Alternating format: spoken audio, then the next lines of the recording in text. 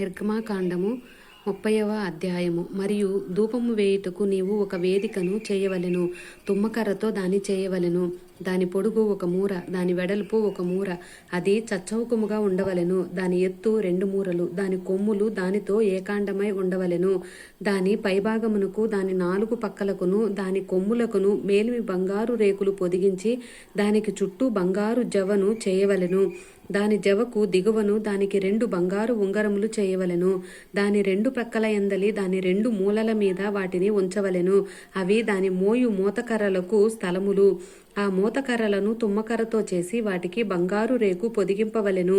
సాక్ష్యపు మందసము నొద్ద నుండు అడ్డతెర ఎదుట అనగా శాసనముల మీద కరుణాపీఠము ఎదుట నీవు దానిని ఉంచవలెను.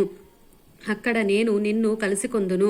అహరోను ప్రతిదినము ప్రొద్దున దాని మీద పరిమళ ద్రవ్యములు ధూపము వేయవలెను. అతడు ప్రదీపములను చక్కపరుచునప్పుడు దాని మీద ఆ ధూపము వేయవలెను.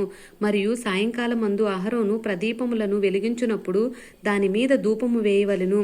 అది మీ తరతరములకు యెహోవా సన్నిధిని నిత్యమైన ధూపము. మీరు దాని మీద అన్య ధూపమునైనను దహనబలి సంబంధమైన ద్రవ్యమునైనను నైవేద్యమునైనను అర్పింపకూడదు.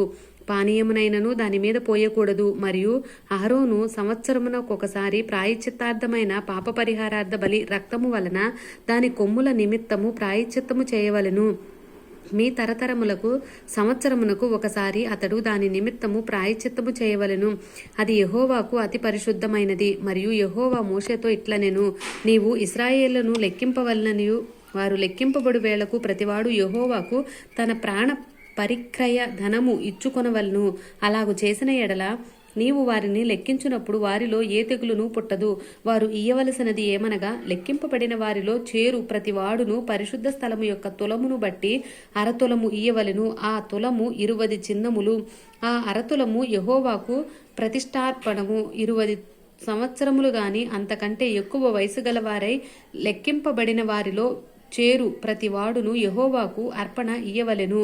అది మీ ప్రాణములకు పరిక్రయ ధనముగా ఉండునట్లు యెహోవాకు అర్పణ ఇచ్చినప్పుడు ధనవంతుడు 1/2 తులము కంటే ఎక్కువ ఇయ్యకూడదు, బీదవాడు తక్కువ ఇయ్యకూడదు. నీవు ఇశ్రాయేళ్ల యొద్ద నుండి ప్రాయశ్చిత్తార్థమైన వెండి తీసుకొని ప్రత్యక్షపు గుడారము యొక్క సేవ నిమిత్తము దాన్ని నియమింపవలెను. మీరు ప్రాయశ్చిత్తము కలుగునట్లు అది యెహోవా సన్నిధిని ఇశ్రాయేలుకు జ్ఞాపకార్థముగా ఉండును. మరియు యెహోవా మోషేతో ఇట్లనెను, కడుగుకొనుటకు నీవు ఇత్తడితో దానికొక గంగాళమును ఇత్తడి పీటను చేసి ప్రత్యక్షపు గుడారమునకు బలిపీఠమునకు నడుమ దానిని ఉంచి నీళ్లతో నింపవలెను.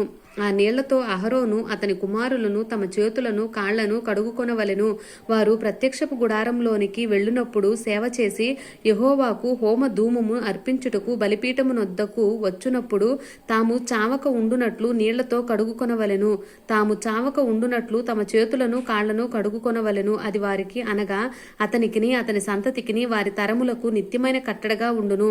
మరియు యెహోవా మోషేతో ఇట్లనెను, నీవు ముఖ్యమైన సుగంధ సంభారములలో పరిశుద్ధ స్థల సంబంధమైన తులము చొప్పున అచ్చమైన గోపరసము 500 తులములను, సుగంధము గల లవంగి పట్ట సగము అనగా 250 తులముల ఎత్తును, నిమ్మగడ్డి నూనె 250 తులముల ఎత్తును, లవంగి పట్ట 500 తులములను, ఒలీవ నూనె సంభారమును 3 పళ్ళును తీసుకొని వాటిని ప్రతిష్టాభిషేక తైలము అనగా సుగంధ ద్రవ్య మేళకుని పని అయిన పరిమళ సంభారముగా చేయవలెను. అది ప్రతిష్టాభిషేక తైలమొగును. ఆ తైలముతో నీవు సాక్ష్యపు గుడారమును, సాక్ష్యపు మందసమును, బల్లను, దాని ఉపకరణములన్నిటినీ, దీపవృక్షమును, దాని ఉపకరణములను, ధూపవేదికను, దహన బలిపీఠమును, దాని ఉపకరణములన్నిటినీ, గంగాళమును, దాని పీటను అభిషేకించి అవి అతి పరిశుద్ధమైనవిగా ఉండునట్లు వాటిని ప్రతిష్ఠింపవలెను.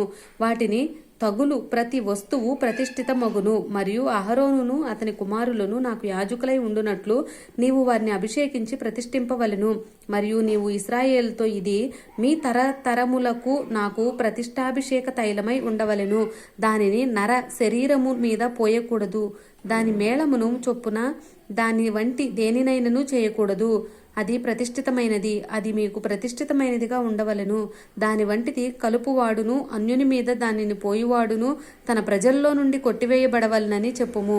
మరియు యెహోవా మోషేతో ఇట్లనెను, నీవు పరిమళ ద్రవ్యములను అనగా జటామాంసి, గోపిచందనము, సుగంధ చెక్క అను ఈ పరిమళ ద్రవ్యములను స్వచ్ఛమైన సంభ్రాణిని సమభాగములుగా తీసుకొని వాటితో ధూప ద్రవ్యమును చేయవలెను. అది సుగంధ ద్రవ్య మేళకుని పని చొప్పున కలపబడి ఉప్పు గలదియు స్వచ్ఛమైనదియు పరిశుద్ధమైనది అయిన సుగంధ ధూప సంభారము. దానిలో కొంచెం పొడి చేసి నేను నిన్ను కలుసుకొను ప్రత్యక్షపు గుడారములోని సాక్ష్యపు మందసమును ఎదుట దాన్ని ఉంచవలెను.